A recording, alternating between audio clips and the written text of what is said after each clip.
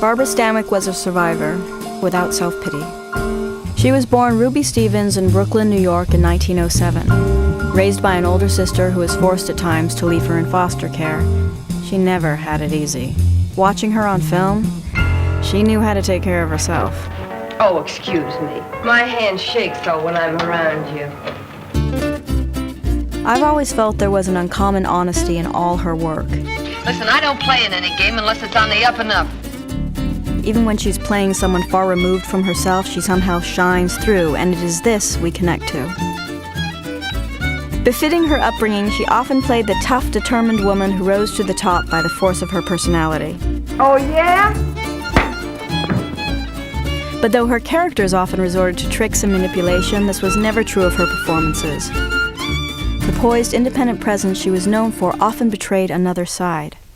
I don't know what's the matter with me. I seem to be going to pieces.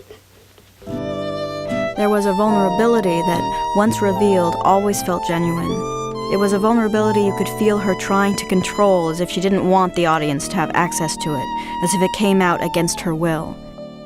It was as if you could see Ruby Stevens, that girl from Brooklyn, always coming through the great actress Barbara Stanwyck.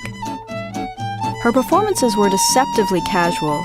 She had an ease, grace, and charm that never drew attention to the technique, but she was always flawless. She knew each film she was shooting inside and out, but her work still felt spontaneous and immediate. Have you had any experience? Plenty. In Double Indemnity, Stanwyck initially seems miscast as the femme fatale. But what she brings to the character is something much more interesting than the archetypal seductress. There's a speed limit in this state, Mr. Neff. 45 miles an hour. How fast was I going, officer? I'd say around 90. Stanwyck's Phyllis seduces Fred McMurray's Walter Neff not primarily through sex appeal, but through their mutual identification. She suggests their fates are intertwined. You planned the whole thing. I only wanted him dead. And I'm the one that fixed it so he was dead. Is that what you're telling me? And nobody's pulling out. We went into this together and we're coming out at the end together. It's straight down the line for both of us. Remember? He knows she's no good, but she presents him with a more confident model of his own dark side. What are you honking the horn for? Look at her eyes in the scene when McMurray kills her husband. We see her shift from revulsion to determination, but there's something else in the eyes, more complicated and enigmatic. Stanwyck, for me, has always been a great role model because while she had enormous range, she brought something deeply personal to everything she did. I never knew until tonight about your aunt or that man, the one they hung, the man that you and Walter killed.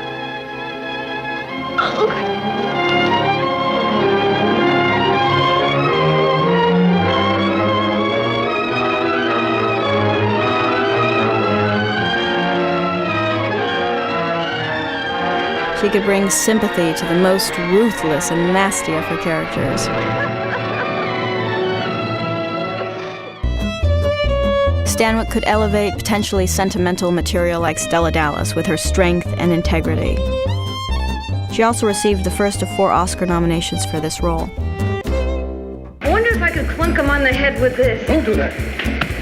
But to me, her best role was as a playful conniver. The type that toys with a man for her own ends, but ultimately winds up falling for him. A victim of her own con game, as in The Lady Eve, Ball of Fire, and Meet John Doe. In these performances, her characters were also performing, which meant she was often playing 2 emotional registers at once, slyly teasing us with her witty persona and then showing us the cracks in the facade. This required a canny brilliance, and the result is that she was one of our truly great comedic actresses. Well, what do you know about that? I thought at least one of you had 4 aces. For all her smarts and sense of worldly independence, she had great rapport with her leading men. I love watching her grow smitten with Gary Cooper in Meet John Doe. You know, he's got a nice face, hasn't he? Or to watch her making fun of Henry Fonda in The Lady Eve and falling for him at the same time. Trying to romance him and then trying to protect him from herself because she loves him. Thank you. The movie wouldn't work if she didn't seduce us at the same time she seduces him. She's hilarious and brilliant, and she makes it look so damn easy.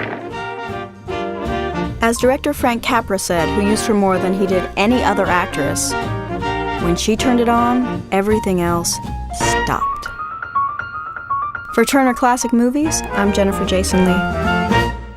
Star of the Month Barbara Stanwyck knew how to have a good time, and you will too. Tonight, beginning at 8 o'clock Eastern, only on Turner Classic Movies.